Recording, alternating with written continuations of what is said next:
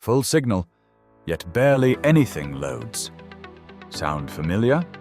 All the bars are there on your screen, yet you keep waiting, scrolling, refreshing, and nothing happens. In moments like this, it's easy to think your provider is failing, or that your phone has become slow. But the reality is quite different. The signal you see does not represent internet speed. It only shows how strong your connection is to the nearest tower.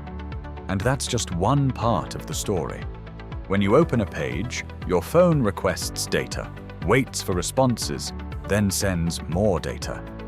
This process consists of multiple steps, and each one affects the speed.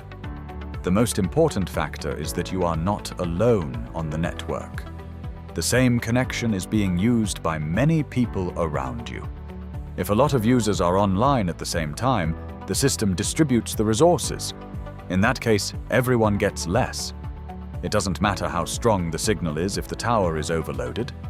This is why the internet often slows down in shopping malls, at concerts, or at home in the evening, when everyone starts watching videos or downloading content at the same time. There is another factor we rarely notice: latency.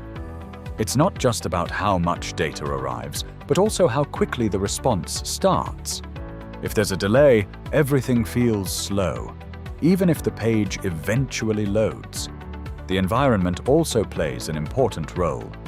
Walls, metal structures, and thick glass surfaces can all distort the signal. Your phone may still show a strong connection, but the actual data transmission is no longer clean. The same thing happens with Wi-Fi. If too many devices are connected to the same network, or if other Wi-Fi signals interfere, the speed drops. Being close to the router alone does not guarantee a fast connection. And there's another, less obvious factor: the distance to the server. When you open a page, the data comes from a remote machine. The farther away it is, the longer it takes to respond. On top of that, before every request, your phone has to find the correct server. This happens in the background, but it also takes time. Data packets don't always arrive on the first try either.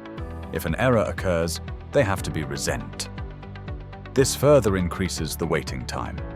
The network is also constantly prioritizing traffic.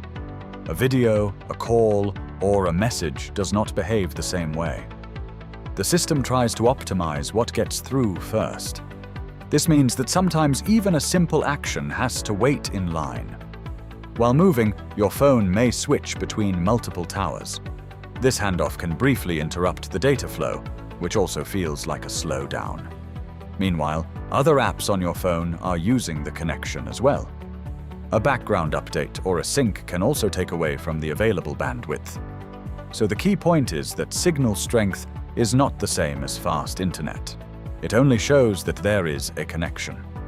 The actual experience depends on how many people are using the same network, the quality of the signal, how far the server is, and how quickly the response arrives. Once you understand this, you'll see slowdowns in a completely different way.